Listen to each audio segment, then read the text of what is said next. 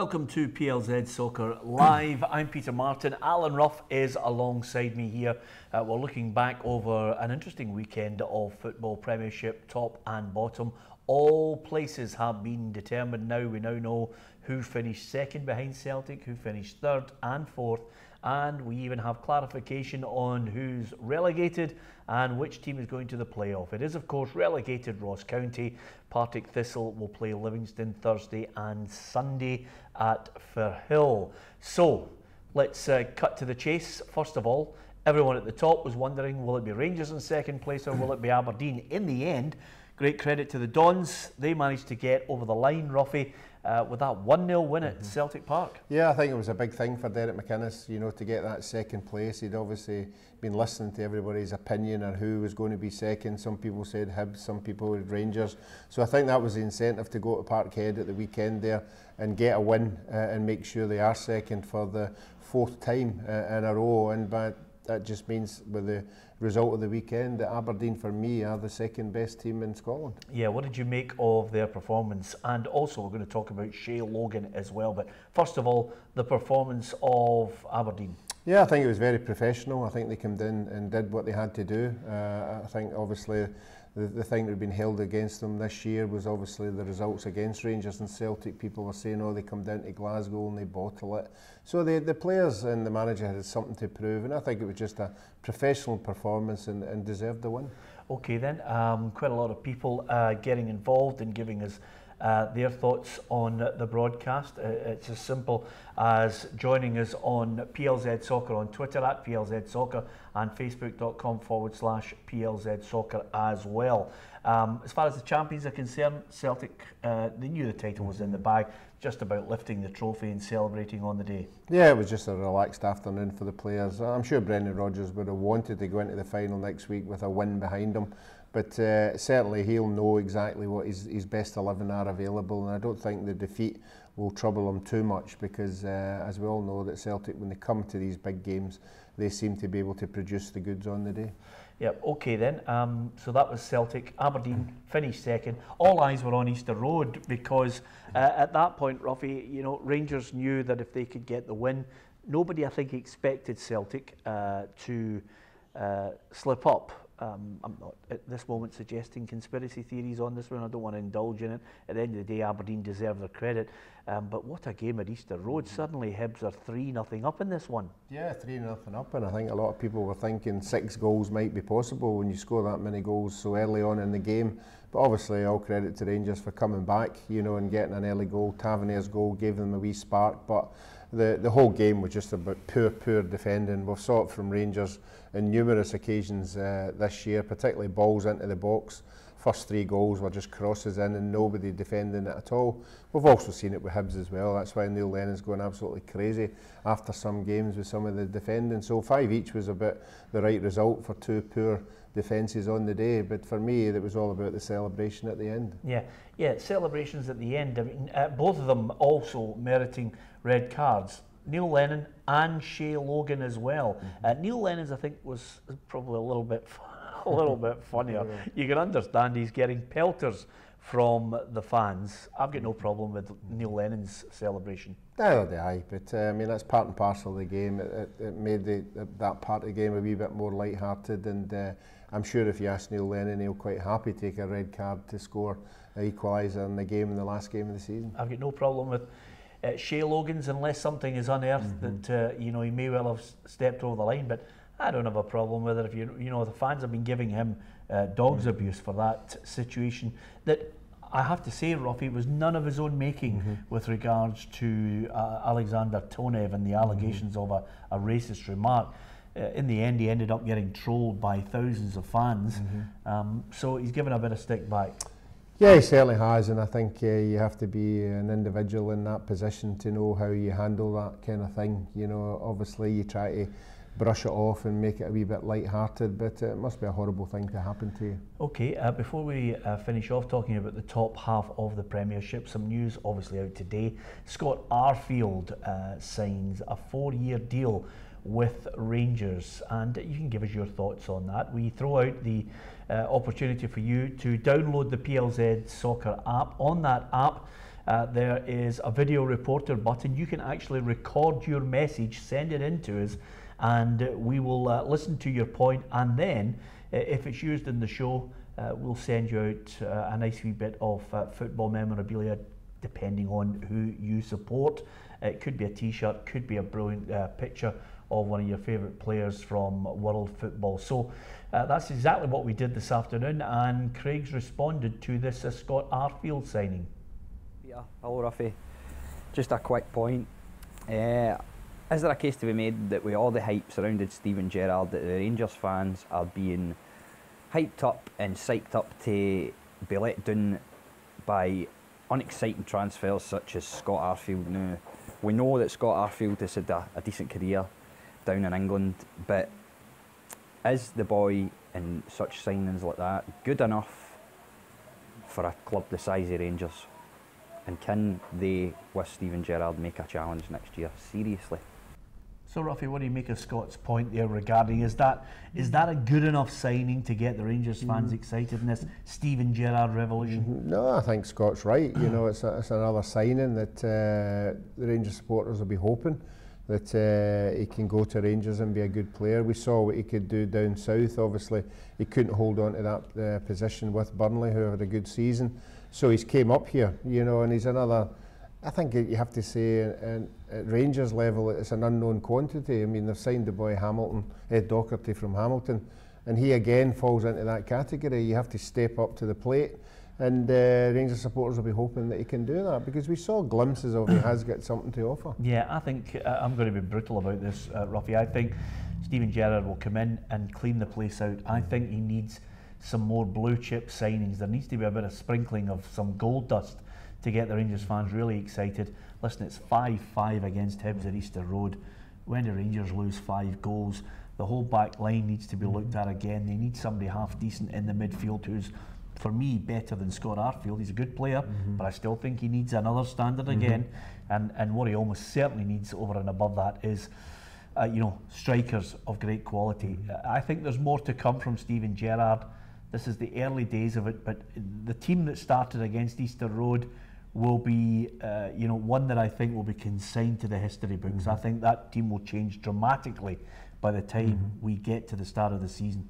Okay, you can give us your thoughts on that at PLZ Soccer on Twitter, facebook.com/PLZ Soccer. It's all about opinions, as well as Hibs against Rangers, which finished 5-5, Celtic 0, Aberdeen 1.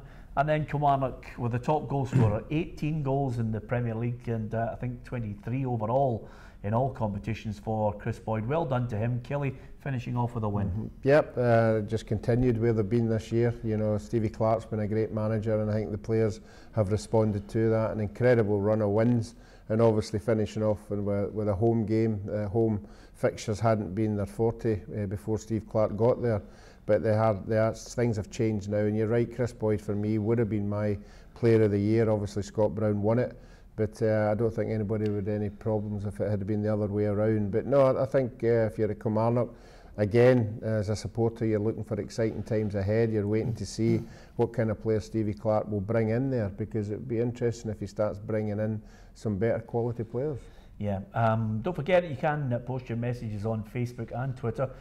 Try and keep them as balanced as you possibly can. We are a football show, and every now and then we do get some comments that are abusive, and then we just kind of try and coax you to go and troll other sites which are maybe to try and satisfy your demands of being abusive. This is all about football and trying to put across a sensible viewpoint on things.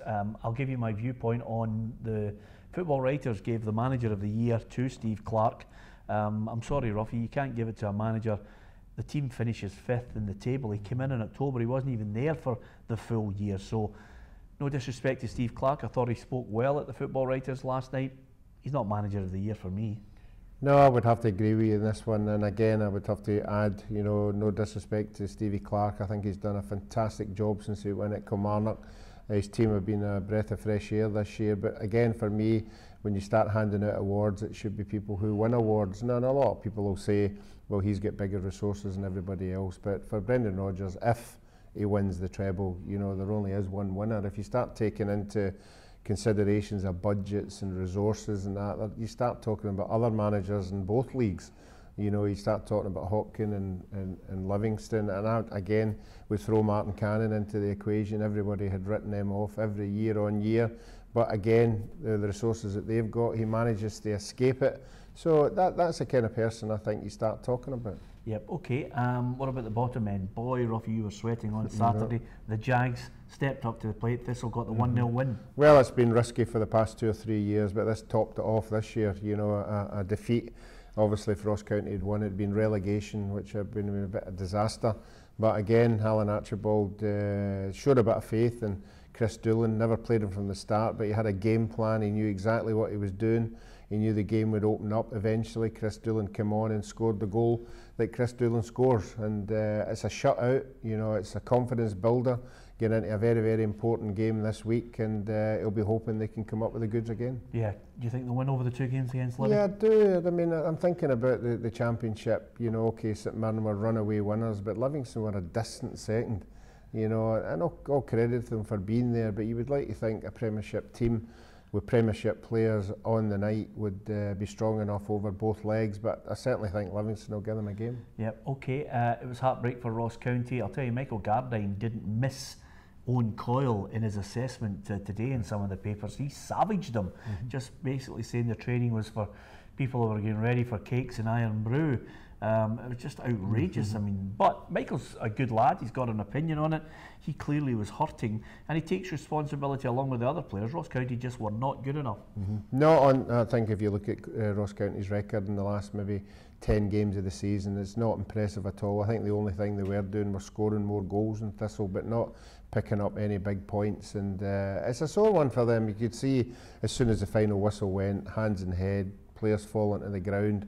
It means so much to them being in that division, so it's a sore one to take. Yep, absolutely. Okay, and the last one, Motherwell 3, Hamilton Accies 0. They win the Lanarkshire Derby. Perfect preparation for the cup final. Yep, I've said it all along. You know, there are players in that 11 at the weekend will want to be on that bus going to Hampden next week. It might only be in the pool, but at least you're on it, you're experiencing the day out. So I think some of them might have impressed the manager. Okay, the Celtic players have been given time off by Brendan Rodgers to relax before they focus on the cup final. Our build-up for the cup final will start all the way through to the end of the week here on PLZ Soccer Live. Must mention what's been happening in the Premier League down south. 100 points for Manchester City. They were superb this season, sensational to watch at times. Yeah, I have to say, fantastic players. I think it took Pep Guardiola a year to get the kind of player that he wanted in to win this league. He's done that. I think obviously the next achievement for him is Champions League. So again, if you're a Man City supporter, you'll be surprised at some of the players he'll bring in for that. Yeah, and the bottom end of that Premier League table, David Moyes, his contract finishes, it's up over the weekend there. Now it's just a case of, well, he got them to 13th. Do the board want Moisey or do they want someone else? I think he's done enough and more than enough to actually merit being given the job full time. If the board had any sense at all, give him some good money to spend too. Yeah, well, you would think in this environment, the new stadium, you know, they are got a very, very big support. If the owners could get behind them, I'm sure they would take them further than what they ended up this year. But I always think this board's a bit, I don't want to use the word dodgy, but well, don't use the word dodgy. No, I haven't used it. That's how. But I'm just saying there's something about them. They're individual owners who don't seem to think the way that the supporters think. That's why they're all sort of at each other's throats. So, but the good thing for me is, Davy Moyes said, if they don't want them, there are other Premier teams do want them. So, good on them. Yeah, I think there's a conflict of interest from fans to what the board are doing and the way they're running it. I think the word you were probably looking for is competence, Ruffy, rather than any allegations of improper conduct. Anyway, on that basis, well done to Man City. Fingers crossed Davy Moyes gets the job on a full-time basis as well. We know exactly who's going to be relegated from the Premier League, and all roads over the next couple of weeks will be looking towards the Champions League as well. We'll give you our thoughts on that. Simon Donnelly will join us on tomorrow's PLZ Soccer Live. Don't forget, you can get on your app on Google Play and on the App Store, download PLZ Soccer, the app. You hit Video Reporter, record your message, and if we use that video message on the programme, then we'll send something out to you, and that's exactly what's happening with Craig.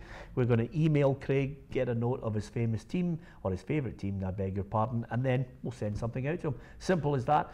Give us your opinion. Sometimes we agree, sometimes we don't. Try and keep it sensible and, of course, without any use of bad language. Simple as that, because we're good lads. We don't want to abuse the Queen's language in any capacity whatsoever. In fact, we don't want to use and abuse any other person's language over and above the Queen's. So on that note, join us tomorrow if you can, 4:30. I'll be having a look at the headlines at 12:30 tomorrow from Ruffy and myself.